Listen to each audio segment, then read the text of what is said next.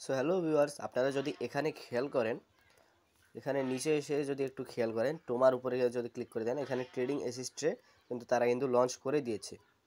এখানে যদি আপনারা ক্লিক করেন তাহলে এরকম একটা ইন্টারফেসে নিয়ে আসবে।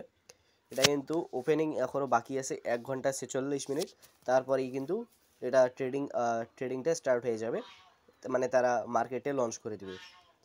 আর এখন যে প্রাইসের কথাটা হচ্ছে, প্রাইসটা আপনাকে দেখাই। এখানে প্রি মার্কেটে যদি টোমাটোর উপরে ক্লিক করে দেন তাহলে দেখবেন যে এরকম একটা ইন্টারফেসে নিয়ে আসবে। এখন দেখুন প্রাইসটা কত ডাউনে চলে গেছে, -26% চলে গেছে। এত প্রাইস কম প্রাইসে কিন্তু কেউ ভালো প্রফিট পাবে না, সেটা কিন্তু আমি 100% বলতে পারবো যে এত কম প্রাইসে কেউ ভালো প্রফিট পাবে না।